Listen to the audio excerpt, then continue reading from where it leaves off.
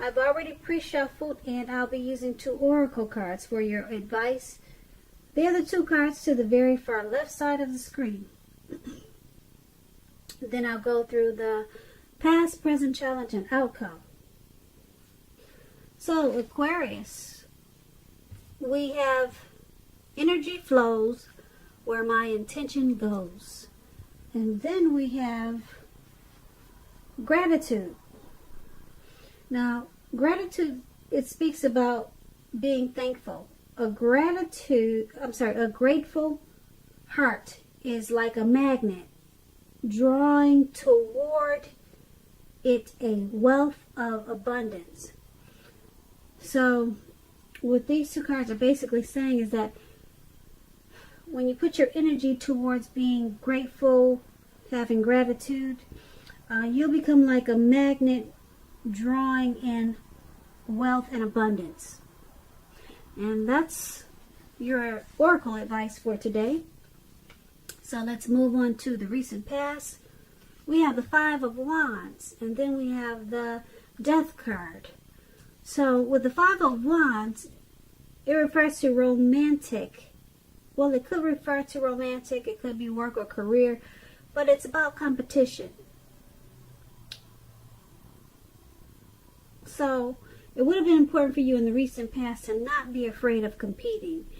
You should have known that you have something to offer. You had something to offer, and that you could have been successful too. But you would have had to try to see the results. Now, when this card appears in a reading, your need to believe in yourself would have had to be stronger than ever. So you also would have had to hold your head up high, have faith that you would have ended up in the place that was right for you at that time. You may have been thinking of a career change, so you would have been successful at that too. But you had to know it. You had to believe it. And when it came to relationship questions, the person that you had your eye on at that time, they probably were being pursued by several people. If this was the case, you gave it your best shot, or that's what you should have done.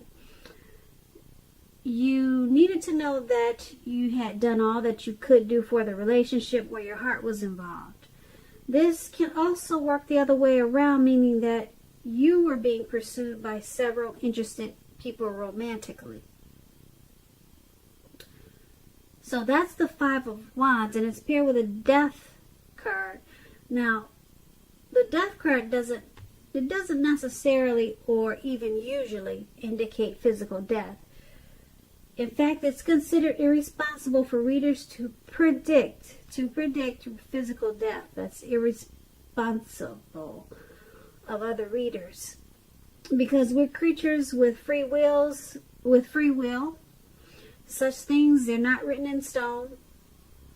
This card simply indicates transformation and change. This is definitely a time of this was definitely a time of deep transformation. And it could have been both internally and externally in your life. Situations, things, people that you had counted on or had gotten used to, they probably were no longer available to you in quite the same way as they once were. This transformation, it can be difficult for some people. The change, though, is usually always needed. And when it comes to love questions with this Death card, if you were clinging to a relationship at the time in the recent past that you were unhappy in because you didn't want to let go of the familiar, or because you hate the thought of being alone, you were probably doing neither yourself or your partner any favors at that time. So you probably did, or you needed to have a frank and honest discussion about the problems that you had in the relationship. And if they can't or would not make changes, or you couldn't and you didn't, then perhaps it was probably time to let it go. Not all relationships, they're fixable, not all of them, but you would have needed to try it first. So with these two cards paired together, the Five of Wands and the Death card for your recent past, there was a lot of competition. You've probably found yourself in some type of competitive situation, and you could have come out on top. But like I said, you would have had to believe in yourself in a real big way. Believe that you could come out on top. Your belief in yourself would have had to been stronger than ever at that time. And being that it's paired with the Death card, something caused some deep transformation. There was some type of something that caused a big change in a real big way.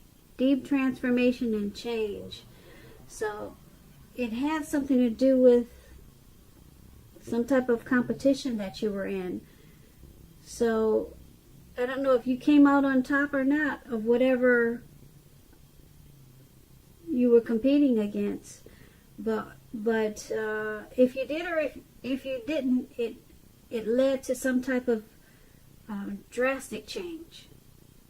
Now the change probably didn't feel good with this Death card, but it was needed. Okay? Something that you had gotten used to was no longer there for you in the same way. And it had something to do with all of the competition that you were experiencing in the recent past. So let's head on over to the present time, and we have Page of Cups, and then we have Page of Pentacles. Now the Page of Cups is about a need to play, dream, have some fun. When this card appears in a reading, it means that you're taking yourself too seriously. You probably heard the saying that you probably heard the saying that there's a difference between taking yourself seriously and taking your work seriously. Your work is imperative, and the second could be a disaster when you take yourself too seriously. Okay, so that's what the Three of Cups is about, and it's paired with the Page of Pentacles. Now this card is about boredom. So Aquarius, are you feeling bored in the month of February? Or maybe you will be and you just don't know it. But you're probably doing some things. You're probably going to be tempted to say or do things to shake things up and people up just for some excitement. Rethink that impulse. Find a better use of your energy. Excitement can be created. The Page of Pentacles is a great energy to support you when you have tedious work to get accomplished. The Page can give you focus, backbone, and the will to stick to a task that's not necessarily glamorous or fun. So, with these two cards paired together for your present time, the Page of Cups and the Page of Pentacles, there is a need to play, dream, and have some fun. And don't take yourself too seriously. But be careful with it. Be very careful with it at this time. Because, like I said, you could be tempted to shake things up with people that you know for some excitement. Because, you're going to shake things up for some excitement because you're kind of bored. That's what the Page of Pentacles is about. You're bored, or you just don't have enough to do, or you just want something you're just looking for some excitement. So just focus on playing, dreaming, and having fun. Forget shaking things up, because you could find a better use of your energy at this time, because you'll have a lot of it with the Page of Pentacles. But you want to rethink that impulse of shaking things up, because I don't know, it could cause you to lose some friends because you're doing it out of boredom. So you might cause some disturbances at this time. So just focus on playing, dreaming, and having fun. But you're going to be tempted to shake things up. So be careful with that. Alright, so that's the present time. Now let's head on over to the challenge. We have the Nine of Wands, and then we have the Tower card. Now the Nine of Wands, it indicates anxiety and worry, being burdened and keyed up over certain concerns and issues.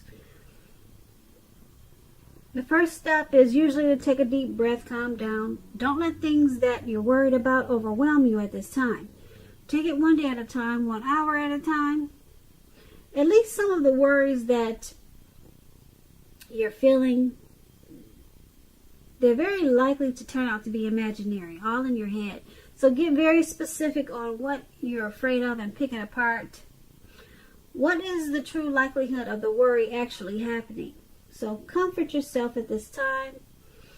And if you need help, don't hesitate to ask for it. Trying to ask for help is the mark of a strong person. So that's a Nine of Wands. And like I said, it's paired with a Tower card. You're trying to hold on too tightly to the status quo, which can be a disaster at this time. You have to roll with the changes. It's likely that some people, situations that you've counted on as being there for you, they may no longer be there in quite the same way. So this doesn't have to be drastic, because we all know change is the nature of life. And if you try to prevent it, it's going to be like trying to row upstream without a paddle. If you have been building castles in the air, some of them may come crashing down at this time. That's only a problem if you let it be. You'll be able to replace them with some more realistic and reachable dreams and goals if some of them fall apart in February. Dreaming is important, but it's also important to be living in a reality too. So with these two cards paired together for your challenge, the Nine of Wands and the Tower card, there's something you're going through or something's happening that's causing some anxiety and worry. Anxiety and worry. So it's about trying to take things one day at a time, 1 hour at a time. Get very specific on what you're afraid of. Pick it apart. Because the anxiety is probably actually all in your head. Okay, but then you have the Tower card. So something comes crashing down, but that's gonna have to be okay, because like I said, change is the nature of life. You can always just start all over again, but something comes crashing down, and it's only a problem if you let it be. So it's got you feeling anxious, you're worried, whatever came crashing down, it's got you keyed up, it's got you kind of stuck in your head. So just pick things apart one by one, and so whatever came down is messing with you a little bit.